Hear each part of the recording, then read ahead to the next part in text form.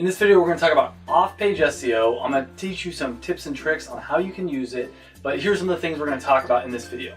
First off, we're going to talk about why do off-page SEO, why do this link building thing.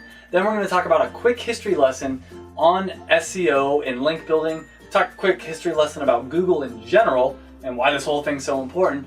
And finally, I'll talk about the secrets on how to actually do it properly. So let's start off with that history lesson. Why backlinks? Well, it's because of these two guys. They're the ones that really made backlinks so important. They came up with this idea for Google. And Google, all it really is, you gotta think about it, it's a computer. This is Google. In fact, this is actually the first Google computer. And the way it works, the way Google is able to give you such good quality search results, is they go around the internet and they see, what websites have the most links to them? And this is a picture illustrating what I'm talking about. So if you imagine that all these smiley faces were websites, the ones that have the most links pointing to them are the biggest ones. Well, that's actually not a perfect way to explain it. See, the way it works, you can see here, if you look at the red smiley faces, they don't have a lot of links pointing to them. They only have one each pointing to them. But the links that they do have pointing to them are relatively big smiley faces themselves. Now, I might have lost you by now, but basically with your website, what you want to do is, it's not about getting as many links as possible, it's about getting as many high quality links as possible. So if you can get a site such as a government site, .gov or .edu type site to link to your website, that's more valuable than getting some random site. Same thing if you can get some high kind of news site, some very high PR news site, that's valuable. So they came up with this formula, PageRank, and what PageRank is all about is trying to figure out how high up a page should be, how high up, I guess a page should be, a website should be on the Google search results. So think about this. If you're a website like, let's say Wikipedia. Wikipedia is always a classic example. There's so many links coming into Wikipedia because it's such a reputable source.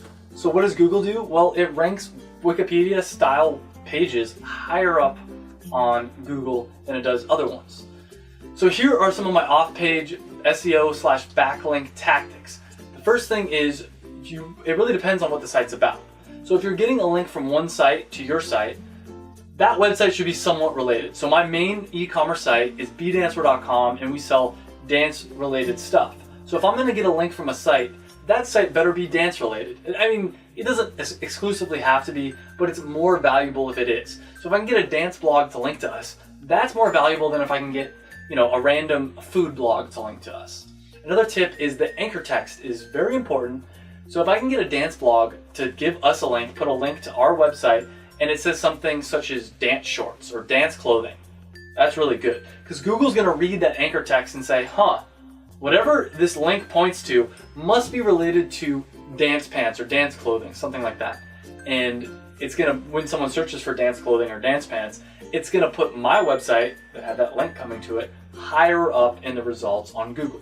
So when you're looking to get links pointing to your site, figure out what keywords you want to rank high for and ask blogs and stuff to put that in the anchor text. Next up is the surrounding text. So if a dance blog were to be writing an article about best food to eat, and then all of a sudden out of nowhere it links to my blog, Google's going to be a little confused because the rest of this article was about best food to eat for dancers, and all of a sudden they link to my site. Now contrast that with if they were writing an article about the best places to buy dance clothing, and one of the links points to my website, Google will be like, all right, well, whatever this page is about must be something related to one of the best places to buy dance clothing. So that's another factor to keep in mind there. There's also two types of link. There is do follow and no follow.